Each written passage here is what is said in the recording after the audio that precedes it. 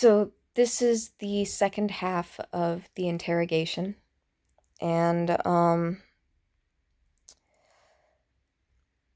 so while I was drugged, uh,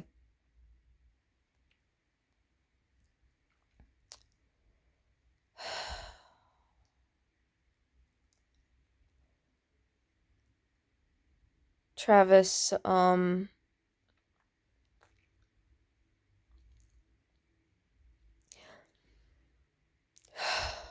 I don't know exactly what happened because I was drugged and I don't remember, but from what they've told me and from what I don't know, it just from what I can piece together, from what I know about myself, um,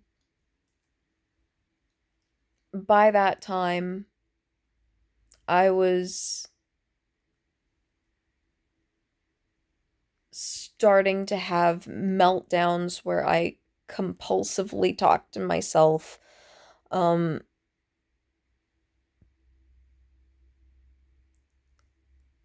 and because I'm autistic, so I do stuff like that, okay?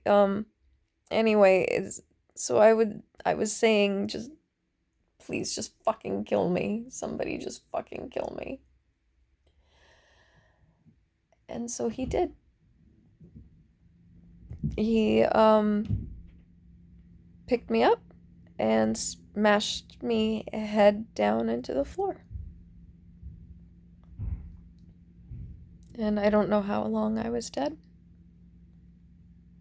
I don't entirely know how I came back, but Neuralink is acting like it's a miracle, so I would recommend looking at the evidence that they have. Um but anyway, I saw earlier today the word therapist with a space added into it to make two words, the rapist. And yeah, so Travis, he raped me. He made me eat horrible things, and as I understand it, he put radioactive dust in the the mocha latte that he bought me at the end. And during the interrogation, as far as I understand it, he gave me lead paint. And possibly, I don't know, dog food, shit, human flesh. I don't fucking know. Something gross, something horrible, so they could make fun of me.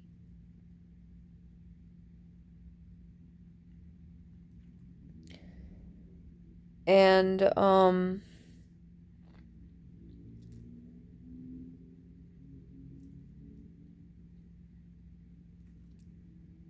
I he raped me. He was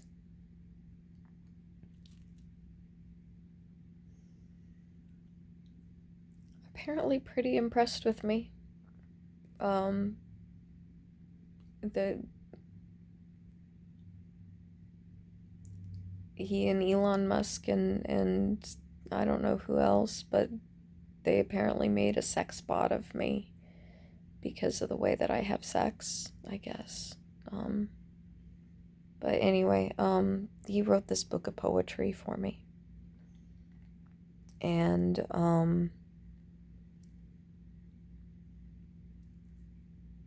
it was it's a really difficult book to decode. So it took me a long time to understand that all the talking about eating wasn't just referring to oral sex. Um,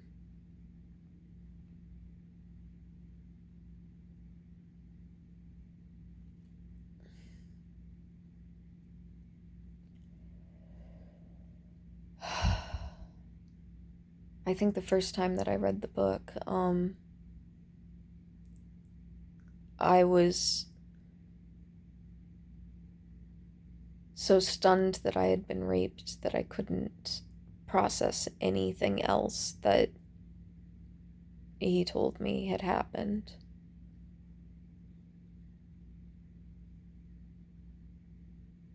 I had to read another book before I was able to process that I had died during the interrogation.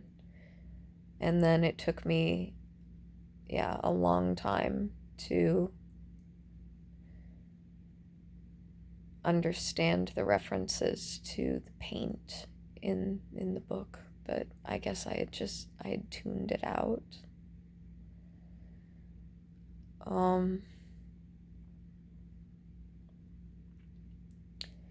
Anyway, so apparently he knew that I was going to have amnesia when I woke up, so he confessed to me every bad thing that he has ever done. And then he wrote up a confession as if I had confessed to those things. And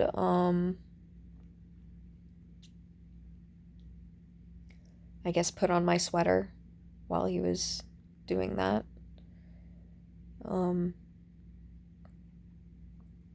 To more embody the character or something. I don't know.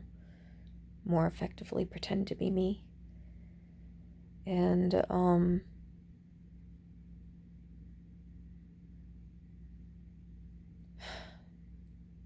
so anyway, I came to,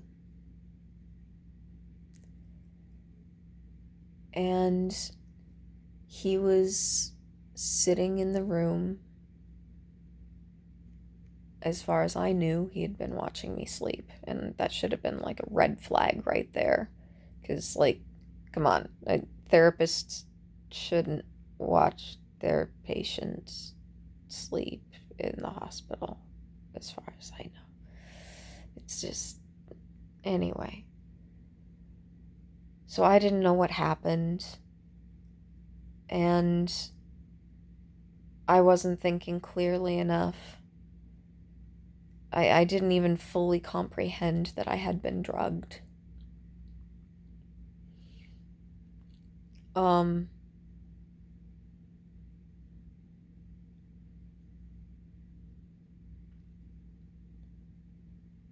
I trusted him. I thought that he played by the rules, you know? I mean, I suspected that he was CIA and not just a therapist, but I trusted that he had asked me questions and had found out that I'm innocent, and that was it. Because, I mean, after I woke up, he asked me some more questions. They didn't have anything to do with mental health. They had to do with my sex life, and he asked me to write a poem, which I didn't realize the poem was about the roll in the hay that we had just had. He had said that it was because he found out that I grew up in Montana, and did I grow up around hayfields? And yeah, write a poem about a hayfield. Okay, so I had one line off the top of my head from growing up in this house surrounded by a pasture. And I remember that when the wind blew, it blew the grass in waves that looked like they were chasing each other across the field. And so the poem, I said, the grass chases itself across the field. And I would have gone for more if I was serious about writing a poem about that. But I had just woken up. I hadn't had the time to really process about writing a poem. I wasn't that quick on coming up with rhyming words off the top of my head. So when he asked, "Is that it?" I kind of gave him this look like, "Are you kidding?" But that one line poem ended up in the poetry book, um, slightly modified. It became um, the the grass became personified in a way as Timothy grass. So the Timothy chases itself to the fence was what it was in the book. And in real life, the fence was the metal guardrails on the hospital bed that we had sex in. And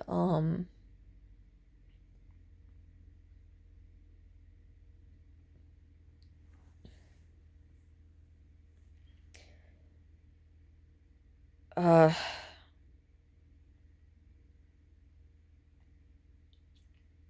so he asked me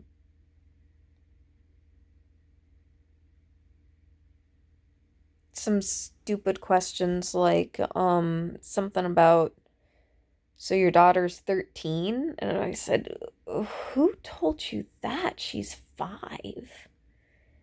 And he gave me some line about another patient, which I don't believe at all. Um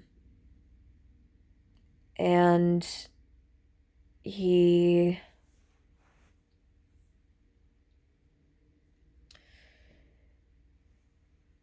he said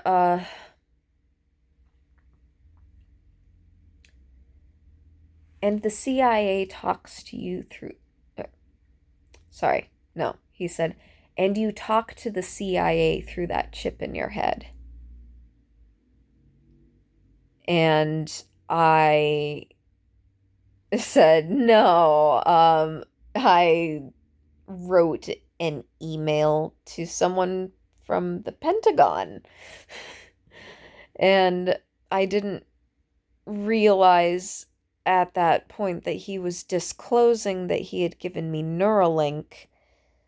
I thought he was trying to trick me into admitting that I was crazy. you know? Because I didn't think that technology existed. So, anyway, I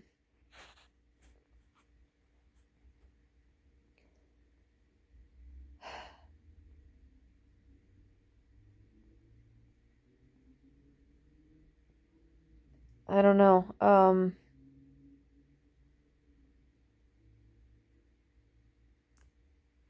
He told me that he didn't think I needed to worry about this CIA thing. And I thought that meant that I was in the clear because I hadn't done anything wrong. And I had just been given truth serum. And so he knew everything. So he told me not to worry about it. I got to go home. I wasn't going to jail or anything. So it just didn't even occur to me. that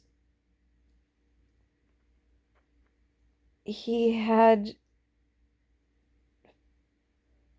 framed me. I was really stupid, and I mean I was drugged at the time, or I mean I was coming off from being drugged. Um so I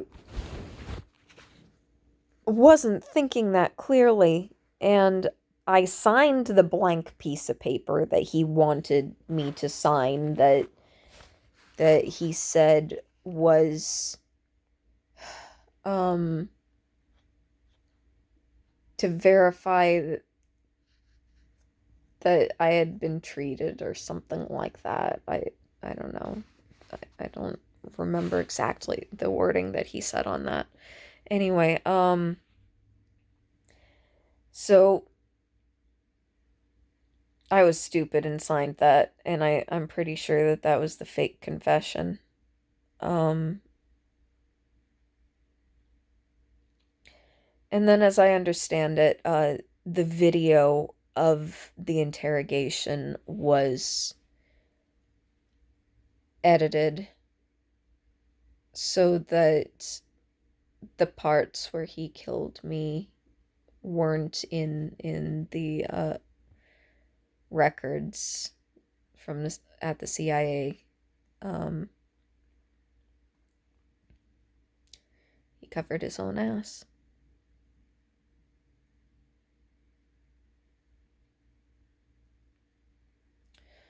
Um,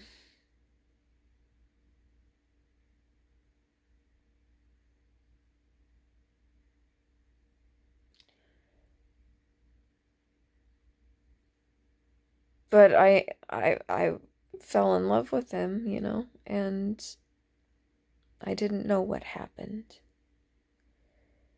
And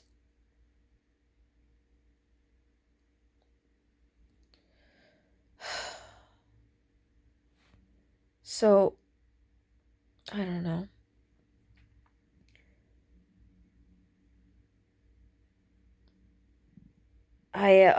Another thing that ended up in the poetry book that day, from the day of the interrogation, um, is at home. I noticed, I should have noticed the clues that I had been raped. One of them being that my tampon had been removed, and the other one was this strange pain that I felt. And I got a mirror out and was looking, uh, because it felt like I had a paper cut on my clitoris. And so I had my ex come in and had him look to see if he could see anything. Um, and he didn't see anything. And then we had sex, and that was the very last time that we ever had sex. Our relationship had been in the can for quite a while. But anyway, so one of the other things that Neuralink would have picked up on that night was one of my really weird ass quirks, that during double penetration sex, I speak in tongues. And so that's another thing that Neuralink is kind of freaking out about. And once again, you'll have to ask them about the evidence. Um, because as far as I know, I was speaking gibberish. It's just, it's compulsive. It's like something It's like if you had a rubber band stretched out inside your mind and somebody reached in and plucked it, and it snaps. And it was kind of that sensation inside my mind, and all of a sudden I'm doing the speaking in tongues, and then I'll have another little snap and it'll be done. And anyway, yeah, it only seems to happen when during double penetration sex. Um uh with my ex, we were using a dildo.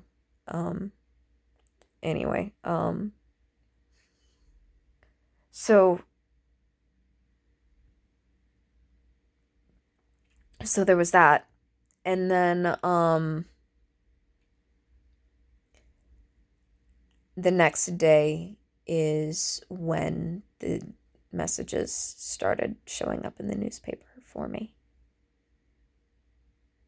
And I'm going to end this video. No.